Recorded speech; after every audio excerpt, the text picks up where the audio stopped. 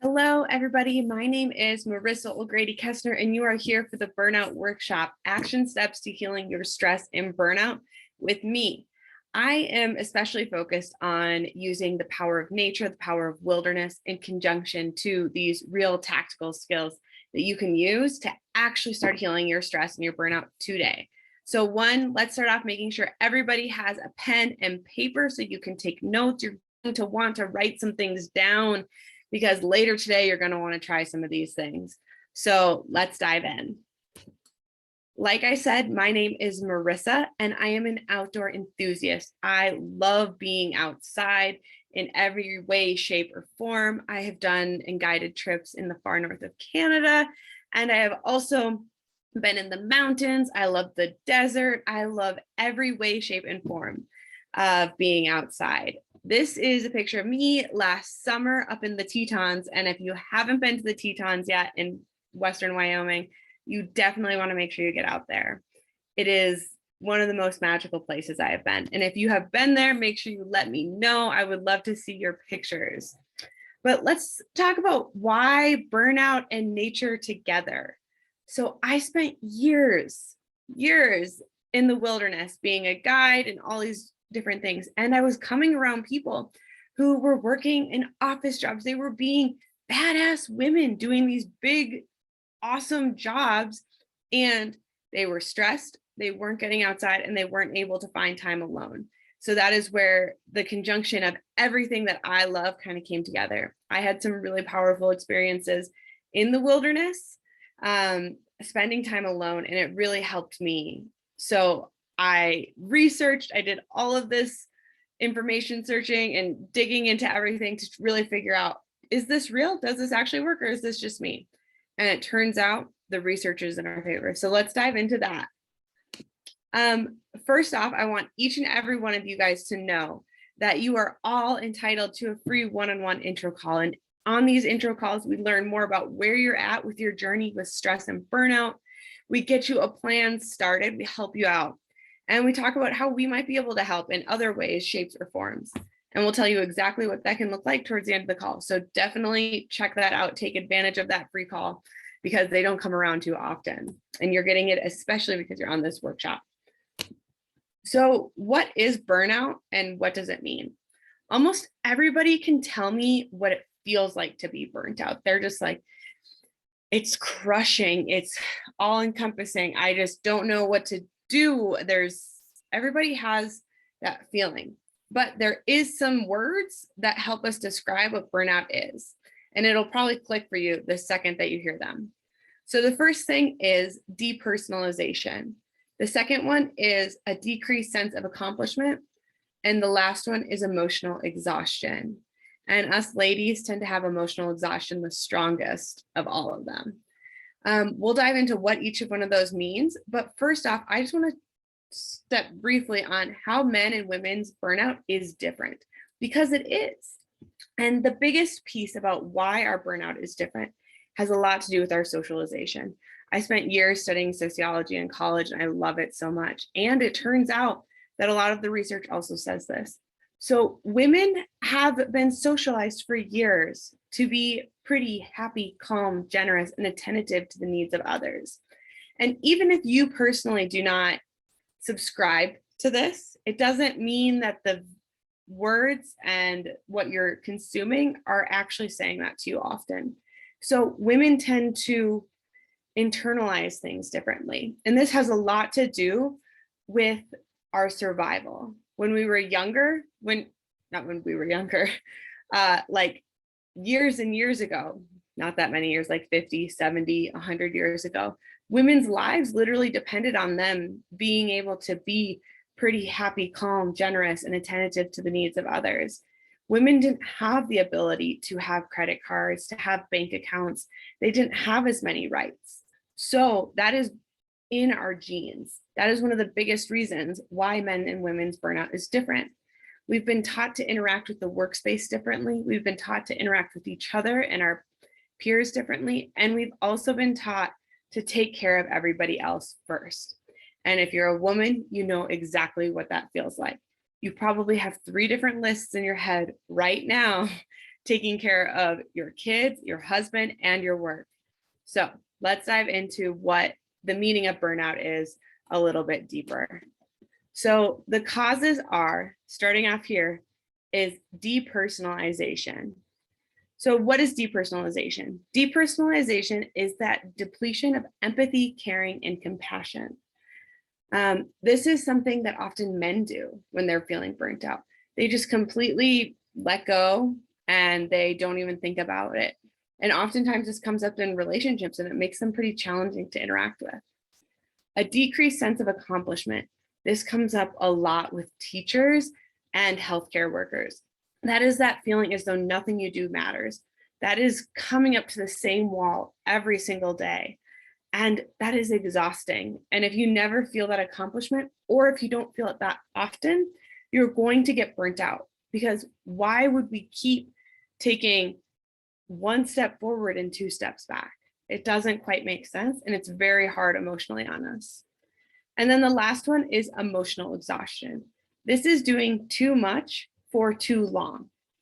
And to dive into emotional exhaustion, I'm going to dive into what an emotion is. And to talk about an emotion, let's talk about it in the terms of a tunnel.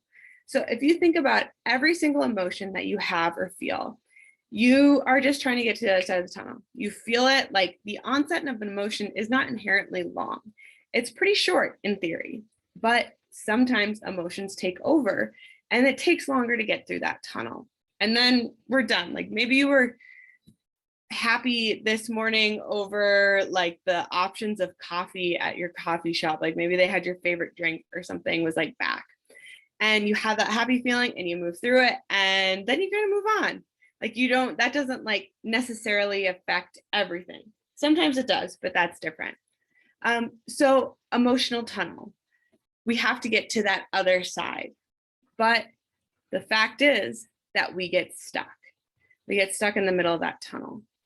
So that is what emotional exhaustion is. This is something stressful happening, maybe at work, somebody is a jerk and you don't have time or space to feel that feeling. Like maybe you thought that you were going to have space to go like, or yeah, maybe you thought you were going to have space to like go cry about a thing that is hard in your life, but you don't. You have to move on to the next thing.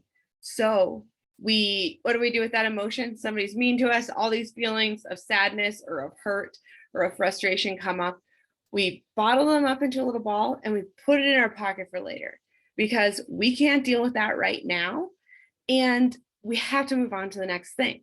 We can't be angry. We can't get sad at work. Sometimes we think we can, but actually, no, we don't think we can. Like we can't do those things at work because it doesn't make us a desirable work person and we don't want that. So we hold it for later. But the trouble and what causes emotional exhaustion is we don't actually get back to it. Or there's we have like a bunch of these balls, like we have like a bag full of balls of emotions that we haven't fully completed that cycle. So we get stuck and that causes a pretty big buildup of stress and eventually causing burnout. So let's dive into stress versus stressors. This is super essential for you to learn to understand because one of them is the neurological, physiological response. One of them is the actual trigger itself. One of them we have some sort of control over, like taking away, I guess, and one of them we don't. So stress itself is happening in your body, regardless if you want it to. That is that neurological, physiological response. So what that means is you experience something stressful. Your body is going to go into the stress response. That is what I'm talking about when I talk about stress. That stressor, that might be your kid pulling at your leg when you're on a phone call that's really important. That might be your husband forgetting where his keys are for the third time today, and you're trying to rack your brain while you're also trying to get out the door yourself. That is the stressor. But that stressor, oftentimes, pretty much every time, triggers that stress response. And that stress response is really important that we actually get rid of it and we shake it off And we're going to talk about what that means, what that stress response fully is, and how to complete the stress cycle, which is what we're all here to talk about. How do we de-stress? How do we get this stress out of our bodies? This is what's important, especially after a big day. So everybody here, take a minute to write down what your stressors are. This could be anything, but take a minute, write them down.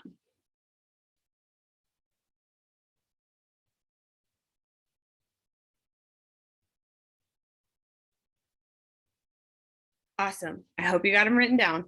So next we're diving into boundaries, because boundaries are very closely related to stressors, because often stressors are coming up and we don't have boundaries put in place to help support ourselves.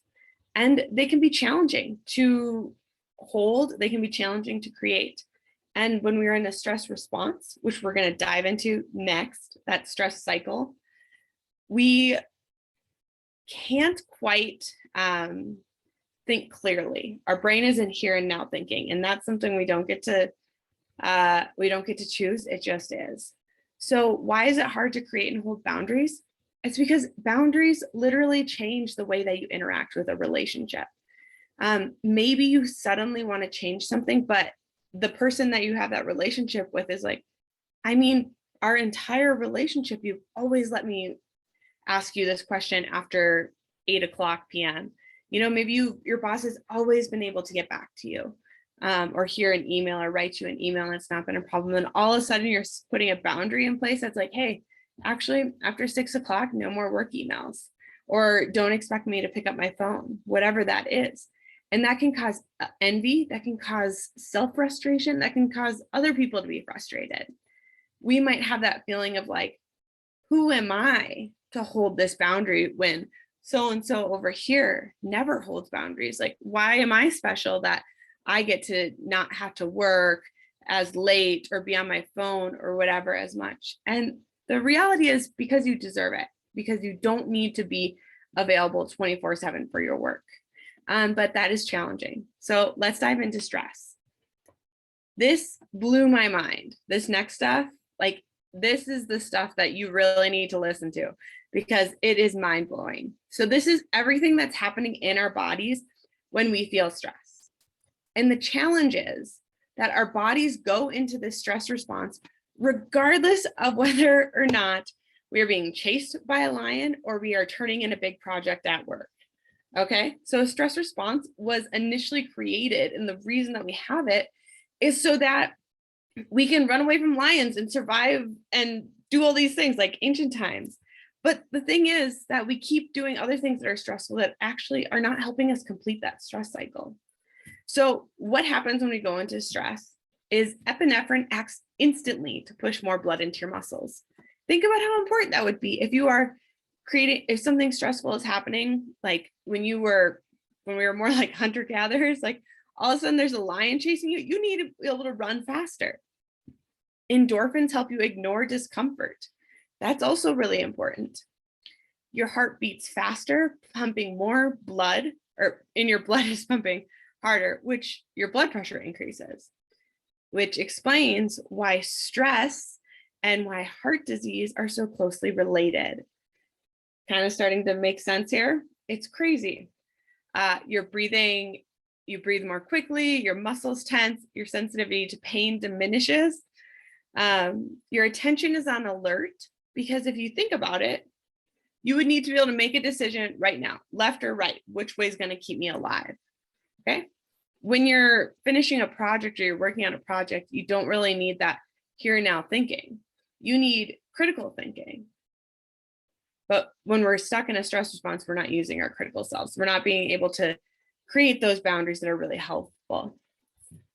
So our attention is on alert, our senses are heightened, and to maximize our body's efficiency in this state, your other organ systems are deprioritized. So your digestion slows, your immune function shifts, your growth and tissue repair decrease, as well as reproductive functioning. This is why stress is so related to weight gain. This is why it has a lot to do with GI problems or immune things. Have you ever been really stressed out about something and you finish that project and then immediately after you finish that project, you get really, really sick. Yeah. Or you get kind of sick and all of a sudden you have a cold and you're like, why do I have this? I was going to go celebrate, but now I'm like, and that's because your stress response throughout that entire time you're working on that project was really suppressing that so you didn't get sick. And then the second that you complete that, or the second that you're done with that big stressor, your body's like, okay, let's get sick now because I was holding it off for you. But this is all the things that are happening in our bodies. We have stressors that happen. We don't have control over the stressor. And then our body goes into a stress response. Chances are each and every one of you does not want to be in a stress response all the time. I'm just going to guess that. It's not great for your health. It's a great way to shorten your lifespan. So let's talk about all the ways that we can complete this.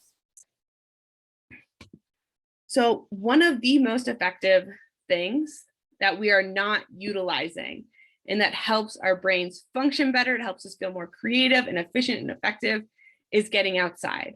Nature does this really beautiful thing of taking our attention modestly. So it's not like aggressively asking for our attention, like our technology, like our phones, like our computers, like our kids, like the billboards. All of these things are really hard on our brains, and getting into nature helps your brain physically rest.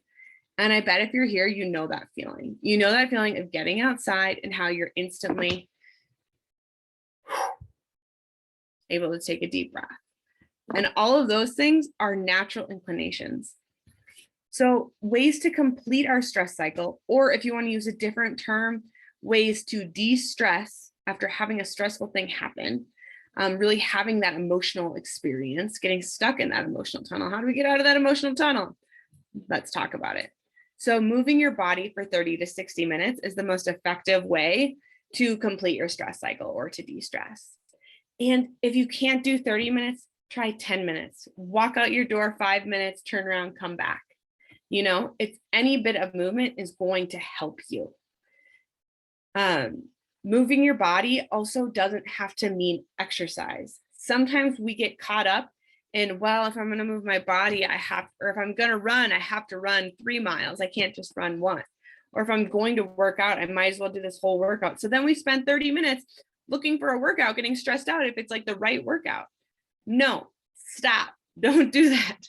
Just move your body. Go for a walk, go for a run, swim, dance, do something, but just move your body. And even if you can't do all of that stuff, something you can do is before you walk in your house, tighten up every single one of your muscle, shake it off. You'll notice that in nature with dogs, with deer, with everybody, with all other animals, whenever they experience something stressful, immediately afterwards, they'll shake their bodies. And that's because that's an incredibly effective way to complete our stress cycle. And we are just simply far away from that, from that primitive self that would know to do these things. So moving your body. The next thing is breathing and doing breathing exercises. I actually teach these in one of the online courses that we have, and there's a bunch of different breathing exercises throughout the entire thing to help you really understand and learn some new things. Positive social interaction, and this doesn't have to be a big thing. This can be having a great conversation or a great safety, like feeling great conversation with the person in the checkout line. And what this is doing is it's telling our brains that, like, hey, it's okay, you're safe, the world is safe, we don't need to be stressed out right now. Laughter and crying, I'm going to say them together even though they're apart, because laughter and crying are both really important for different reasons, or for the same reason, but they have like the same thing. So laughter, like that polite laughter, doesn't count. This has to be big belly laughs, like hilarious belly laughs. And it doesn't have to be in relation to the thing that made you stressed. This is the same thing for crying. So crying, this has like a good big cry is going to help complete that stress cycle and tell your body that it doesn't have to be in that physiological response. So that's the goal. We're getting our body out of that physiological response. But both of these things, they don't have to be in relation. So if you're stressed, if the thing that's been like putting stress on your body is something to do with work, but you go home and you watch your favorite like tearjerker movie. Like you go watch, I love The Notebook. Go home, watch The Notebook, and you just cry and cry and cry. That is going to be huge. That is going to help complete your stress cycle, because what you're doing is you're telling that physiological self to feel different. It's not the emotional part that we're dealing with. We're dealing with that physiological body. So that physiological body just needs you to tell it to be done. Affection is a really great one. And affection has a couple parameters, because the goal is to help the body feel safe again. So this can't be just some like dude that you like hug, or some girl, like it has to, there's some things that have to happen. So one of them is called a 6-second kiss. So a 6-second kiss is, if you think about it, 6 seconds is longer than you think it is. And kissing somebody for 6 seconds is too long to be kissing somebody that you don't feel safe with. So that's why a 6-second kiss is so important. It's also a 20 to 30-second hug. This can't just be like a quick, like friendly hug. This has to be a good hug, because what you're doing is you're trying to tell your nervous system like, hey, you can chill out. It's not that big of a deal. And you want to feel safe again. So that's the goal. And the last one is creative expression. This can be playing guitar. This can be painting. This can be making a friendship bracelet. This could be anything. This could be playing with rocks and making art with rocks outside in your yard. It really can be anything. And creative expression, what it is it helps us get through that full cycle of an emotion. There's something about art that we tend to just be, well, art is created to help us feel an emotion, to feel something. And even if you're not thinking about that exact thing, your brain is doing that. Your brain is getting through that full emotion. So those are the ways to complete your stress cycle. The next thing is what plan you guys are going to make right now. So grab that pen and paper and let's think of what are fun, easy ways that you can start completing your stress cycle, and even like making this a habit, making this something that you do every single day, because this is going to help you in the long run.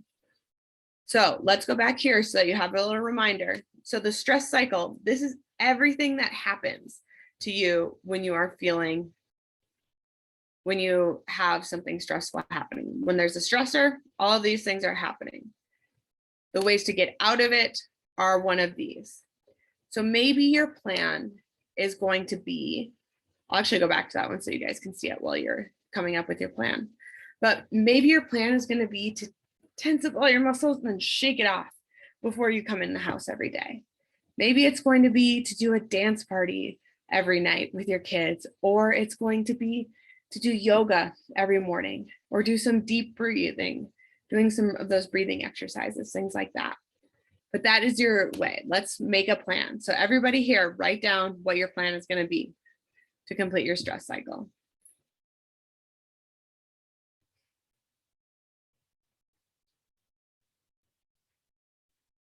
Okay, if you need to pause the video, pause it, but we're going to keep moving. So after we make that plan, let's talk about how Grounding Source can support you, because it's one thing to complete your stress cycle. That is really important and has to happen. But the next thing that we have to do is to treat the stressor. Like, what is the root cause? What is that real problem? And sometimes it's deeper than it's your work.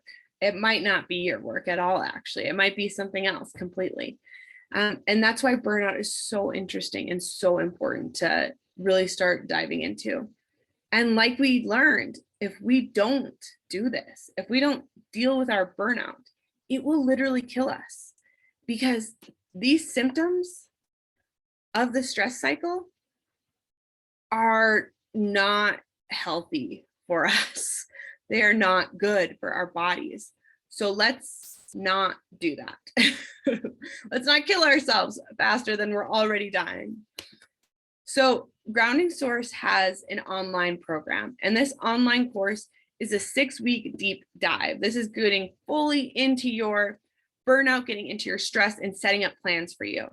There is support. These are one-on-one weekly coaching calls. There are journaling prompts. There are therapeutic skills that we're going to be going through, guided meditations and visualizations every single week.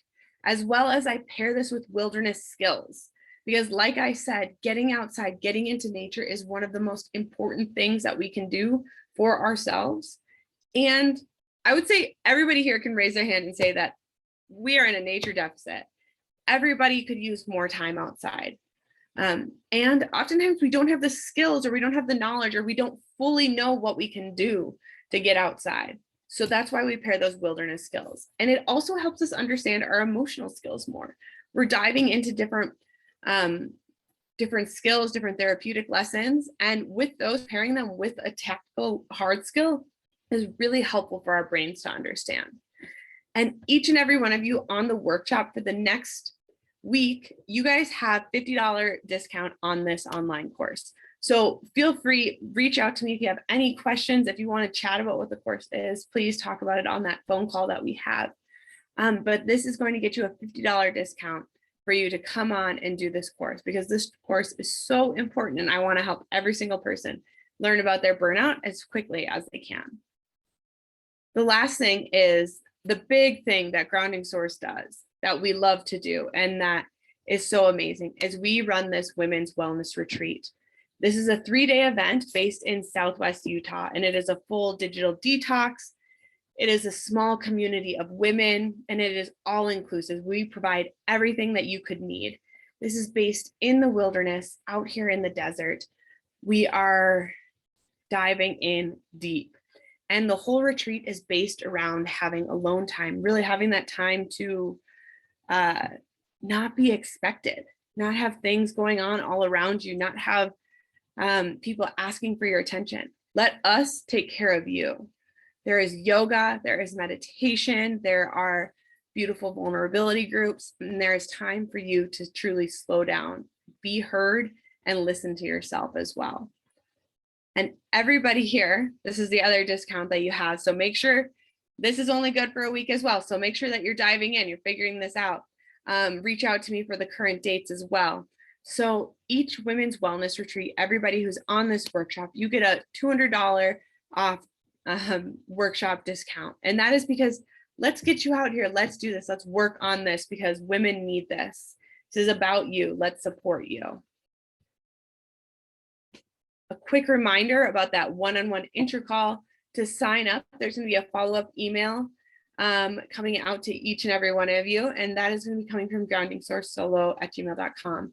You can also go to groundingsource.com, and there's a button right in the upper hand corner, and it says something along the lines of schedule my call, or is Grounding Source for me? Sign up right there for your free intro call, and we'll be able to get you signed up.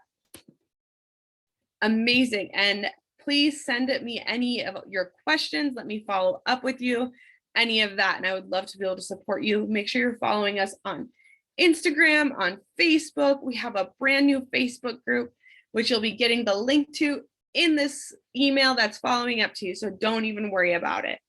But yeah, thank you so much for being here.